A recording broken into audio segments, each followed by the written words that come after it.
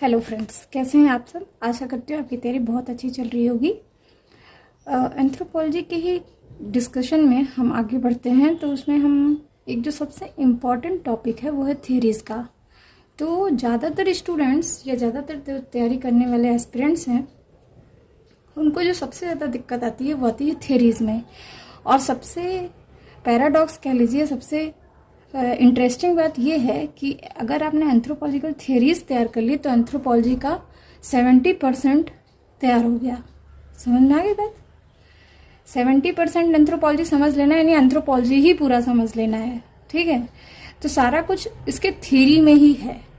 अब जो non humanities के हैं या जिनका बैकग्राउंड साइंस या कॉमर्स रहा है, उनके पास अगर एंथ्रोपोलॉजी है और वो एंथ्रोपोलॉजी लेना चाह रहे हैं तो इस सेक्शन को समझना बहुत इंपॉर्टेंट है। और हाँ, ये बहुत ही मैथमेटिकल है, बहुत सिस्टमैटिक है, बहुत ही इजी है, इजी टू अंडरस्टैंड है आप कह सकते हैं।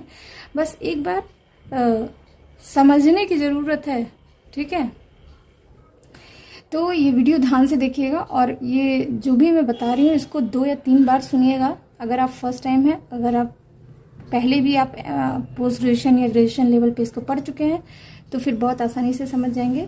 और इसे बहुत ही मैंने अपने प्रिसिशन के साथ लिखा है और बहुत ही कंसाइज वे में यहाँ पे लिख दिया है जिससे आपको समझ में आ जाए। ये मेरे खुद के नोट्स हैं, तो आप वीडियो के दौरान स्क्रीनशॉट भी ले सकते हैं। और मुझे मोटिवेट करने के लिए इस चैनल को जरूर सब्सक्राइब करें, जिससे मैं इसी तरह के अपने नोट्स बनाऊं और इसी तरह के अपने जो मैं 8-8 घंटे 9-9 घंटे पढ़ के अपने नोट्स बनाती हूँ, मैं मोटिवेट रहूँ और आपको अच्छे टॉपिक्स पे और अच्छी बहुत ही अपडेटेड करके नोट्स लाके दे पाऊँ। ठीक है, और समझा पाऊँ। तो लाइक एंड शेयर करना भी मत भूलिएगा। मेरे चैनल को जरूर सब्सक्राइब करिएगा। ठीक है, तो आज के टॉपिक पे बढ़ते हैं, एंथ्रोपोलॉजिकल थियरीज। तो इसमें जो सबसे इम्पोर्टेंट, जो जैसे मान लीजिए आपको एक डिस्क्रिप्टिव क्वेश्चन में लिखना है कि भाई इवोल्यूशनिज्म पे लिखिए। ठीक है, तो इवोल्यूशनिज्म पे लिखने पे जो सबसे पहले इम्पोर्टेंट, अगर मैं आपको कहूंगी कि टाइलर का कंट्रीब्यूशन लिखिए तो that is a different answer, और अगर मैं कहूंगी इवोल्यूशनिज्म पे लिखिए that is the different answer. लेकिन मजे की बात यह है कि दोनों ही आंसर एक ही जगह से लिए गए हैं। ठीक है, एक ही आंसर होगा, बस वे ऑफ राइटिंग अलग हो जाएगा।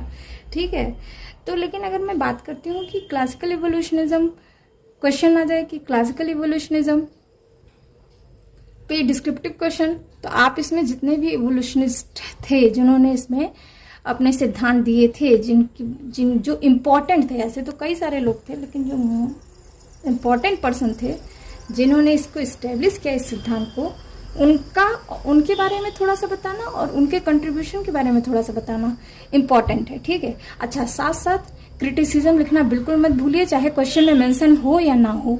बिना क्रिटिसिज्म के आपका आंसर इनकम्प्लीट है। जैसे मैं कभी कभी कहती हूँ ना, बिना एग्जाम्पल के आंसर कंप्लीट है, तो यहाँ पे आप ये समझ लीजिए बिना क्रिटिसिज्म के आंसर इनकम्प्लीट है। ठीक है, तो ये 2-3 चीजें थी जो आपको ध्यान में रखनी है। अब मैंने यहाँ पे लिख रखा है कि क्या क्या है एक्चुअली थियरी में इम्पॉर्टेंट चीजें। ठीक है, तो जो ऐसे देखा जाए तो ब्रॉड चीजें यही आती हैं, यही पूरी थियरी है आपकी। ठीक है, तो सिलेबस में देखेंगे तो इतना ज्यादा एक चीज लिख दिया गया है, जैसे what is evolutionism, type of evolutionism, contribution of this and recent contribution, ये सब चीजें लिख दी गई हैं। तो इसका कोई इंपॉर्टेंस नहीं है, मैं ब्रीफ में बता देती हूँ।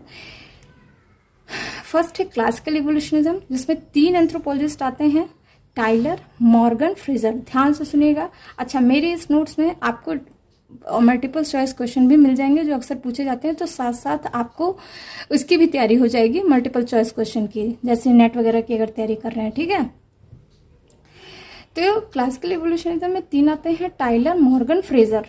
ठीक,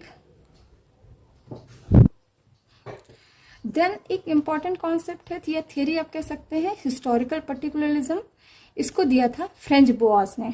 ठीक है, देन आता है डिफ्यूजनिज्म।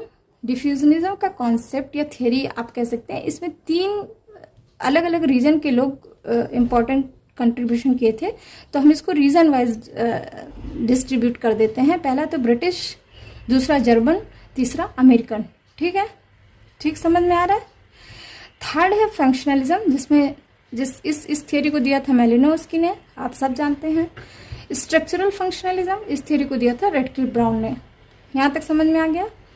फिर आता है स्ट्रक्चरलिज्म, एक तो हो गया स्ट्रक्चर फंक्शनलिज्म, फिर आता है स्ट्रक्चरलिज्म अलग से आता है, ठीक है। स्ट्रक्चरलिज्म थियोरी को दिया था Levi Strauss and Edmund Leach ने। तो ये आप चाहे वीडियो के दौरान इसको स्क्रीनशॉट ले लीजिए और इसको अपने जहाँ भी स्टडी टेबल है आपकी, जैसे जहाँ पढ़ते हैं वहाँ पे इसको चिपका लीजिए या स्टडी टेबल पे रख लीजिए, या 2-3 बार इसको समझ लीजिए, क्योंकि ये अगर समझ में आ गया तो आप आगे भी समझते चले जाएंगे, ठीक है। देन आता है कल्चर एंड पर्सनैलिटी, या आप कह सकते हैं साइकोलॉजिकल स्कूल ऑफ एंथ्रोपोलॉजी। इसमें आते हैं Benedict, Ruth Benedict, Mead, Linton, Kardiner, Cora Du Bois, ठीक है। देन आता है न्यू इवोल्यूशनिज्म। आप देख रहे हैं क्लासिकल इवोल्यूशनिज्म को फिर से यहाँ पे लाया गया, इवोल्यूशनिज्म थ्योरी को, और एक नाम दे दिया गया, मतलब एक नए सिरे से सोचना शुरू किया गया इवोल्यूशनिज्म को ही, तो इसको नाम दे दिया गया न्यू इवोल्यूशनिज्म, ठीक है। इसमें आते हैं V Gordon Childe, Leslie White, J Steward, Marshall Sahlins and Services, ठीक है। देन आता है थियरी एंड कल्चरल मटेरियलिज्म, जिसे दिया था किसने, मेरविन हैरिस ने, ठीक है। फिर आता है सिंबॉलिक एंड इंटरप्रेटिव थियरीज, इसको दिया था टर्नर, स्नीडर एंड क्लिफोर्ड गिट्स ने, ठीक है। मैंने शॉर्ट लिख दिया है, तो आप इतना लिखेंगे तो धीरे धीरे जब ये टर्म्स कई बार बोलेंगे ना, इन एंथ्रोपोलॉजी के नाम कई बार बोलेंगे एंथ्रोपोलॉजिस्ट के, तो आपको ये बिल्कुल एकदम जबान पे आ जाएगा और फिर आपको एकदम से याद रहेगा, ठीक है। तो इसको आप 2-3 बार बोल दीजिएगा, जैसे किसी का नाम कई बार बुला देते हैं तो याद हो जाता है ना, बस ऐसे ही। देन आता है कॉग्निटिव थ्योरी, जिसे टेलर आपका टेलर थे, ये वो वाले टेलर नहीं है, कॉन्क्लिन, ठीक है। फिर आता है पोस्ट मॉडर्निज्म इन एंथ्रोपोलॉजी, जिसे आप आगे चल के पढ़ेंगे, पोस्ट मॉडर्निज्म, ठीक है। ये एंथ्रोपोलॉजी ऑफ डेवलपमेंट से हम कहते हैं। तो ये कुल यही थियरी है अभी तक की। अब सबसे पहले आते हैं क्लासिकल इवोल्यूशनिज्म पे, ठीक है। तो यहां मैंने बहुत ही कंसाइज तरीके से लिख रखा है, आप ये पॉइंट जरूर लिखिएगा, ठीक है। तो जो सबसे पहले जैसे कोई भी थियरी या कोई भी कॉन्सेप्ट कुछ भी बनता है तो उसके एक बेसिक आधार होते हैं, ठीक है, जिसके आधार पे हम बताते हैं कि भाई ये चीज है। तो ये क्लासिकल इवोल्यूशनिज्म का भी कुछ बेसिक आधार होगा, ठीक है। तो बेसिक पोस्टुलेट ऑफ क्लासिकल इवोल्यूशनिज्म में ये देखिए, मैंने इसको यहाँ पे कट कर दिया क्योंकि ये लाइन नहीं लिखी जाएगी, ये बाद में मैं बताऊंगी आपको, ठीक है। इसमें 3 बेसिक पोस्टुलेट हैं क्लासिकल इवोल्यूशनिज्म में मेनली, वैसे तो टोटल 4 हैं लेकिन मेन 3 है, ठीक है। तो फर्स्ट पॉइंट जो आता है वो ये कहलाता है कि culture developed in A single line, एक खड़ी रेखा, ठीक है, दैट इज यूनिलीनियल इवोल्यूशनिज्म। ये सिंगल लाइन क्या है, ये है सैवेजरी, बार्बरिज्म, सिविलाइजेशन, सैवेजरी, बार्बरिज्म, सिविलाइजेशन। समझ में आ रहा है? सैवेजरी क्या था, जब बिल्कुल भी एब्सेंस ऑफ कल्चर था, मतलब they live like animal. Then barbarism शुरू हुआ, बैंड सिस्टम शुरू हो गया, कुछ कबीला उबीला बन गया। देन सिविलाइजेशन आ गया, आप जानते हैं इंडस वैली सिविलाइजेशन, ठीक है। तो कल्चर किस फॉर्म में डेवलप कर रहा है इनके हिसाब से, इवोल्यूशनिज्म के अच्छा, एक और चीज, ये कंफ्यूज मत होइएगा कि यहाँ एंथ्रोपोलॉजी का इवोल्यूशनिज्म और आपके जूलॉजी बॉटनी का इवोल्यूशनिज्म अलग है। इवोल्यूशनिज्म हर जगह एक ही है, ठीक है। उद्विकास जिसको आप कहते हैं कि विकास हो रहा है, बस हम कल्चर और कम्युनिटी के कॉन्सेप्ट में इसको पढ़ रहे हैं, ठीक है। इवोल्यूशनिज्म को कल्चर और कम्युनिटी के कॉन्सेप्ट में पढ़ रहे हैं, कंसेंट में, ठीक है। वहां हम क्या कहते हैं कि भाई इवोल्यूशनिज्म वहां से हुआ, फिश से लेके और यहाँ तक, ठीक है। वहां हम पढ़ते हैं लैमार्किज्म, डार्विनिज्म, तो अलग अलग पोस्टुलेट हैं। सम हाउ ये भी इसी तरह है, ठीक है। तो इवोल्यूशनिज्म कुछ नहीं यहाँ पे कह रहा है, वही बात कह रहा है। जैसे हम वहां पढ़ते हैं कि भाई पहले इरेक्टस आया, फिर जो है निएंडरथल आया, इस तरह हैबिलिस आया, ठीक है। तो धीरे धीरे डेवलपमेंट हो रहा है। इसी तरह यहाँ भी डेवलपमेंट धीरे धीरे हो रहा है कल्चर का। पहले कम्युनिटी कैसे थी, कुछ भी नहीं थी, वो सैवेजरी फॉर्म में थे हम लोग, फिर बार्बरिज्म आया और फिर सिविलाइजेशन। यानी अच्छा, इनके हिसाब से क्लासिकल इवोल्यूशनिज्म में नेक्स्ट पॉइंट आप जरूर लिखिएगा, every culture must pass this line. ये नहीं है कि यहाँ से स्किप करके सीधा ये आ जाएगा या यहाँ से सीधा ये आ जाएगा, नहीं, कोई भी कल्चर इन तीनों स्टेजेस से पास करना जरूरी है, इन तीनों स्टेजेस से पास करना जरूरी है। People who was savagery in first day will be barbarism in second day and become civilised, ठीक है। This is called unilinear evolutionism, this is called unilinear evolution, या इस फिनोमिना या इस थ्योरी को कहते हैं यूनिलीनियर इवोल्यूशनिज्म। समझ आ गई बात। अब सेकेंड पोस्टुलेट या सेकेंड बेस, आप बेसिक चीज आप समझ सकते हैं जिसके आधार, जिसका ये आधार है, वो सेकेंड पॉइंट है कि culture grow from simple to complex. Culture कैसे ग्रो होता है, सिंपल टू कॉम्प्लेक्स। पहले सिंपल फॉर्म में रहता है, फिर वो कॉम्प्लेक्स फॉर्म में बन जाता है, ठीक है। जैसे शुरू में मान लीजिए कलर है, एक कलर का हम एग्जांपल ले लेते हैं कि रंग है, ठीक है। तो हम ग्रीन कलर, एक ग्रीन कलर है, ठीक है। लेकिन धीरे धीरे जब और कॉम्प्लेक्स होता है और समझ में आता है चीजें, तो हम ग्रीन के भी कई वैरायटी कह देते हैं, भाई ये धानी है, ये लाइट ग्रीन कलर है, तो ये डार्क ग्रीन कलर है, वगैरह वगैरह, ठीक है। समझ में आ गई। तो इसी तरह culture grow from simple to complex. अब देख रहे हैं आप कि कल्चर का एक पार्ट मैंने लिया था कलर, रंग या मटेरियल कल्चर, ठीक है। तो उसमें भी कई तरह के बनते चले गए। थर्ड पॉइंट है evolutionist took the help of comparative method in order to establish their view point. तो जो इवोल्यूशनिस्ट थे, क्लासिकल इवोल्यूशनिस्ट, उन्होंने किस मेथड को अडॉप्ट किया अपनी थ्योरी को प्रपोज करने के लिए, वो था कंपैरेटिव मेथड। मतलब वो एक से ज्यादा कल्चर की स्टडी करते थे और फिर उनके कल्चर का कंपैरिजन करते थे और फिर एक निश्चित पॉइंट पे पहुंचते थे और कहते थे भाई ये ऐसे ऐसे ऐसे डेवलप होता चला जा रहा है, ठीक है। समझ आ गई। तो they employed comparative method in order to establish their view point, right. यहां तक समझ में आ गया। नेक्स्ट पॉइंट है या नेक्स्ट बेसिक पोस्टुलेट है इवोल्यूशनिज्म का, वो है बहुत इंपॉर्टेंट पॉइंट, वो है psychic unity of mankind. Evolutionist depend upon the psychic unity of mankind. अब ये क्या है, साइकिक यूनिटी ऑफ मैनकाइंड के आप ये समझ लीजिए कि इनके हिसाब से ये सोचते थे कि दुनिया में जहां जहां ह्यूमन बीइंग है वो एक सर्टेन पॉइंट, सर्टेन सर्कमस्टेंस पे, एक सर्टेन बिंदु पे, एक निश्चित अवस्था में एक ही तरह सोचते हैं, ठीक है। उनका दिमाग का डेवलपमेंट एक ही तरह हुआ है, समझ में आई। अब ये कॉन्सेप्ट जो था साइकिक यूनिटी ऑफ मैनकाइंड, इसको सबसे पहले थियोडर विर्ट्ज थे, उन्होंने very first give psychic unity defined किया कि each man respond in same way under same circumstances, ठीक है। सबको प्यास लगती है तो सब पानी पीते हैं, कोई भी शहद नहीं पीता इनके हिसाब से।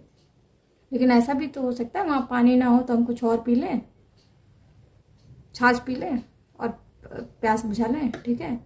लेकिन ऐसा नहीं, इनके हिसाब से जो इवोल्यूशनिस्ट थे वो ये मान के चलते थे कि psychic unity of mankind same, मतलब their theory depend on the psychic unity of mankind, कि every man respond in the same way under same circumstances, ठीक है।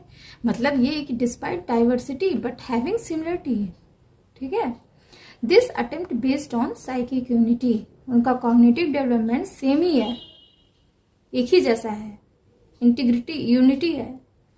Man respond the same condition for inventing the thing.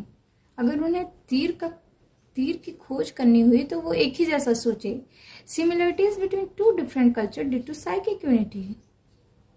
और अगर जहां भी उन्हें similarity दिखी कि एक कल्चर दूसरे का ये एलिमेंट दूसरे कल्चर का ये एलिमेंट सेम है, तो वो किस तरह से इसको इंटरप्रेट करते हैं, वो कहते हैं कि देयर इज साइकिक यूनिटी, क्योंकि मैन एक सर्कमस्टेंसेस में एक ही जैसा सोचता है, वो चाहे अमेरिका का हो चाहे फिर अफ्रीका का, ठीक है।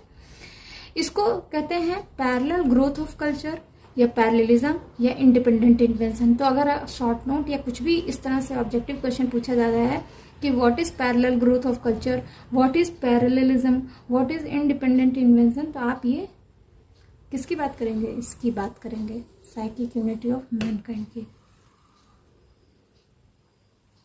तो these are the basic postulate of classical evolutionism. आप स्क्रीनशॉट ले लीजिए या मेरे साथ साथ कई बार सुन लीजिए और अपने वर्ड्स में लिखने की कोशिश करिए, ठीक है। अब अगर क्लासिकल इवोल्यूशनिज्म पूछा जाएगा तो इसमें 3 एंथ्रोपोलॉजिस्ट का कंट्रीब्यूशन जरूरी है, ठीक है। इसको भी मैंने बहुत प्रिसाइज तरीके से लिखा है। तो फर्स्ट जो एंथ्रोपोलॉजिस्ट आते हैं इसमें एडवर्ड ब्रूनर टाइलर आते हैं, बहुत इंपॉर्टेंट पर्सन है, ठीक है। आप इनको इस तरह से सुने होंगे क्योंकि इन्होंने एंथ्रोपोलॉजी को डिफाइन किया है, ठीक है। ये 1832 से 1917 तक थे, ब्रिटिश इवोल्यूशनिस्ट हैं। इनका जो फेमस वर्क है किताब, भाई हम किसी को, पूरी दुनिया को किसके वे से बताते हैं। आज हमारे पास मीडिया है, सोशल साइट्स हैं, पहले तो नहीं था। पहले तो हम किताबें लिखते थे, जर्नल्स लिखते थे, और शायद उसके पहले बहुत और तरह की चीज़ें थी, वो होती थी, मुनादी वगैरह किया जाता था, ठीक है। तो इनकी जो फेमस वर्क था वो था, फर्स्ट वर्क जो था मैक्सिको एंड मैक्सिकन था। याद रखिएगा किताब का नाम, इसीलिए मैं साथ साथ लिखते चल रही हूँ जिससे आपको बुक के भी नाम हो जाए, पब्लिकेशन के नाम हो जाए, और जो इम्पोर्टेंट पब्लिकेशन है जिससे जो अक्सर एग्जाम में पूछे जाते हैं नेट वगैरह के ऑब्जेक्टिव क्वेश्चन में, वो भी हो जाए। और इस तरह आप आंसर जब लिखते हैं तो आपको बिल्कुल 100% मार्क्स मिलते हैं। भले आप 50 वर्ड ही लिखिए, लेकिन आप बिल्कुल सही जो चीज लिखते हैं, ठीक है। वही बात को बार बार अलग अलग अंदाज से लिखना, वो केवल टीचर को या इन्विजिलेटर को गुमराह करने वाली बात है, ठीक है। तो गुमराह मत होइए और ना कीजिए। तो फेमस वर्क इनका था, फर्स्ट वर्क था मैक्सिको एंड मैक्सिकन 1861 में। दूसरा था researches into the early history of mankind and development of civilization 1865 में। तो ये 2 काम इनके बहुत इंपॉर्टेंट है, बुक जिसे कह सकते हैं। थर्ड बुक 1871 में आई थी, वो थी प्रिमिटिव कल्चर, बहुत इंपॉर्टेंट बुक, जिसमें इन्होंने एंथ्रोपोलॉजी का डेफिनेशन दिया। अब आप ये आपके लिए वर्क है, टास्क है, ढूंढ के आइए कि एंथ्रोपोलॉजी का डेफिनेशन इन्होंने कैसे दिया, क्या है उस डेफिनेशन में, ठीक है। और मोस्ट एक्सेप्टेड डेफिनेशन है वो। अच्छा, ये किताब 2 वॉल्यूम में आई थी, इसीलिए इन्हें कह देते हैं कई बार फादर ऑफ एंथ्रोपोलॉजी, ठीक है। एक तो ये पॉइंट बन गया आपका, एक तो ये बन गया कौन कौन सी किताबें इनकी थी। अगर पूछ लिया Mexico and Mexican written by, या early researches into the early history of mankind and development of civilisation written by, या किस ईयर में पब्लिकेशन हुआ, तो ये भी आप बता सकते हैं, ठीक है। फिर प्रिमिटिव कल्चर, फिर डेफिनेशन ऑफ कल्चर उन्होंने किस बुक में दिया, तो आप बता सकते हैं। फिर फादर ऑफ एंथ्रोपोलॉजी किसे कहते हैं, तो भी बात बता सकते हैं, ठीक है। इसके अलावा इन्होंने gave classic definition of culture को भी इन्होंने डिफाइन किया, ठीक है। अब ये भी आप ढूंढ के आइएगा कि कल्चर को कैसे डिफाइन किया और क्या कहा उस डेफिनेशन में, ठीक है। थर्ड है, he argued for anthropology to become the science of culture. इन्होंने इस बात के लिए जरूर बहस की कि एंथ्रोपोलॉजी को साइंस ऑफ कल्चर कहा जाए। क्या कहा जाए? Science of culture. तो ये भी पूछ सकता है, एक पॉइंट ये बना। फोर्थ पॉइंट है, he was a unilinear evolutionist, that is he believe कि culture to progressing along a single line, ठीक है, समझ में आ रहा है। अब इस तरह से अलग से अगर एडवर्ड ब्रूनर टाइलर का कंट्रीब्यूशन पूछेगा तो वो भी आप लिख सकते हैं, ठीक है। Sequence, savagery, barbarism and civilization, ये समझ में आ गया। अच्छा, क्या मेथड एम्प्लॉय किया? Comparative method. Explicitly defined the concept of survival. अब ये इन्होंने इंपॉर्टेंट कंट्रीब्यूशन है कि इन्होंने कॉन्सेप्ट ऑफ सर्वाइवल को दिया। अब ये क्या चीज होती है, ये देखिए क्या चीज है, ये एज इट इज लिखिएगा कि क्या है। Processes, customs and so forth which has been carried on by force of habit into a new state of society different from that in which they had their original home, and they thus remain as proof and example of an older condition of culture out of which a newer one has evolved.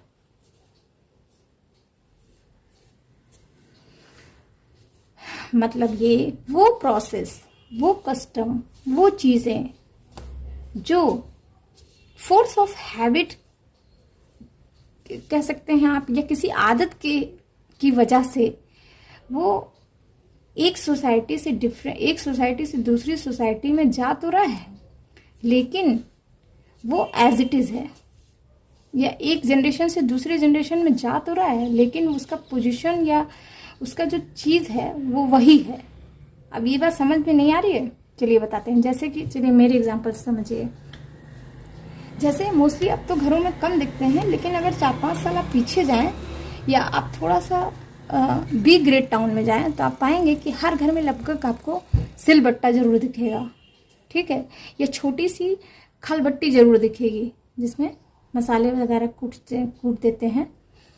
तो ये क्या है आपको पता है? 5000 साल पहले भी ये चीज़ थी और आज भी है, चाहे यूज हो रहा चाहे नहीं यूज हो रहा है, but we carried along with our culture.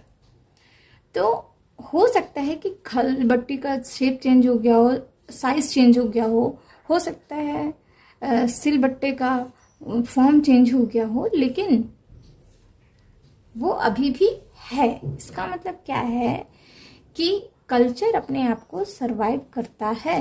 There is some element of culture which remains survive, ठीक है। इन्होंने एग्जाम्पल दिया एडवर्ड ब्रूनर टैलन ने कि टोडा एक सोसाइटी है जो पॉलीएंड्रस सोसाइटी है, ठीक है, टोडा, जिसमें बो एंड एरो का कल्चर होता है, ठीक है, बो एंड एरो, तीर धनुष, ठीक है। ये एक सेरेमनी होती है जो 19th सेंचुरी में भी की जाती है। They gift the man and suppose the father of son, ठीक है। वो क्या करते हैं इसमें कि जो बो एंड एरो होता है वो किसी मैन को गिफ्ट करते हैं और ये कहते हैं कि ये माना जाता है कि इस बच्चे का बाप ये है। This is known as ridiculous और स्टूपिड कल्चर। हाँ, कुछ लोग इसको रिडिकुलस हास्यास्पद कह सकते हैं या स्टूपिड कह सकते हैं, लेकिन टाइलर ने क्या कहा? No, it is not stupid. That remains of this custom was in early society and function of the ceremony. ये society was difficult to actually, बहुत पहले क्या होता था कि difficult था क्योंकि वहाँ पे मैरिज जैसा या इस तरह से कॉन्सेप्ट नहीं था कि न्यूक्लियर फैमिली हो या मतलब मैंने बताया ना ये पॉलीएंड्रस सोसाइटी है, ठीक है। तो there are many person to be in relationship with the wife. तो होता क्या था कि ये जो सिस्टम था एस्टेब्लिश करते थे कि हम कैसे कौन पिता है हमारा। तो ये जो सेरेमनी होती थी इससे निर्धारित हो जाता था कि भाई तुम ही हो पिता इस बच्चे के, ठीक है। तो वही बात कह रहे हैं एडवर्ड ब्रूनर टाइलर कि no, this is not stupid. उस सोसाइटी में it is very difficult to ascertain biological paternity and this ceremony confirm कर देता है कि दिस इज द फादर एंड आप अपने फादर का फंक्शन आप जो भी फादर के कर्तव्य है उसको करिए। This is latent function. अब तो ये मर गया है क्योंकि विच इज नेसेसरी फॉर, क्योंकि ये फंक्शन इसलिए जरूरी था क्योंकि सोसाइटी को फंक्शन करना था, सरवाइव करना था। So Tylor considered as first functionalist of society. तो इस तरह कह सकते हैं कि टाइलर को हम पहला फंक्शनलिस्ट बोल सकते हैं, ठीक है। वही बात मैंने यहाँ पे लिख दी कि अगर टाइलर ने इस तरह से चीज़ों को देखा और सोचा उस टाइम, कब 1871 में, तो बहुत बड़ी बात थी, ठीक है। ये तो एक कंट्रीब्यूशन हो गया। नेक्स्ट है, यहां तक समझ में आ गया कॉन्सेप्ट ऑफ सर्वाइवल। नेक्स्ट है he gave statistical corroboration to the theory that evolution of marriage from promiscuity to modern monogamy and kinship form. अच्छा, यहाँ पे मैरिज का उन्होंने इवोल्यूशन दिखाया है कि मैरिज कैसे इवॉल्व एक लाइन में गई। प्रोमिस्क्यूटी था पहले, फिर मॉडर्न गैमी बना और फिर kinship form, matrilinearity to patrilinearity और फिर patrilocality. He was thus a pioneer in introduction of statistical computation in anthropological. अच्छा, he was the first person to put the statistical computation, ठीक है। उन्होंने अपने सारे रिसर्च में स्टैटिस्टिकल कंप्यूटेशन किया था, स्टैटिस्टिक्स अप्लाई किया था, तो वो फर्स्ट पर्सन थे, ठीक है। एक तो ये बात हो गई। नेक्स्ट पॉइंट है कि उन्होंने रिलीजन के बारे में भी अपना कंट्रीब्यूशन दिया। ये आपको रिलीजन वाले वीडियो में मैंने बताया है और ये कंट्रीब्यूशन किस बुक में था? उनके प्रिमिटिव कल्चर बुक में। He defined religion as belief in super natural power, gave concept of animism, आप जानते हैं, and is consequent evolution into modern monotheism. यानी रिलीजन कैसे हो रहा है? सबसे पहले सुपर नेचुरल बिलीफ, फिर इसके बाद धीरे धीरे धीरे धीरे एनिमिज्म, एनिमिज्म से मतलब सुपर नेचुरल में बिलीफ को ही एनिमिज्म कहते हैं, और ये धीरे धीरे इवॉल्व कैसे हो गया? मॉडर्न मोनोइज्म में। ठीक है, नेक्स्ट पॉइंट है he wanted anthropology to be called culturology. उनके हिसाब से एंथ्रोपोलॉजी को कल्चरलोलॉजी भी कहा जाता है, कहा जा सकता है, चाहते थे कि कहा जाए। He wanted anthropology to be called culturology. ठीक है, तो that was the contribution of the Edward Burnett Tylor. तो अभी हम जो क्लासिकल इवोल्यूशनिज्म शुरू किए हैं उसमें ये इतना पार्ट था। अभी हमारे पास दो और हैं, सर जेम्स फ्रेजर और रेडक्लिफ ब्राउन। तो इन दोनों का कभी कंट्रीब्यूशन जब कंप्लीट हो जाएगा तो वो पूरा एक बड़ा क्वेश्चन बन जाएगा आपका, अगर इवोल्यूशनिज्म के बारे में पूछा जाए तो, इंक्लूडिंग क्रिटिसिज्म। बिना क्रिटिसिज्म के आंसर कंप्लीट नहीं होगा। समझ में आई बात?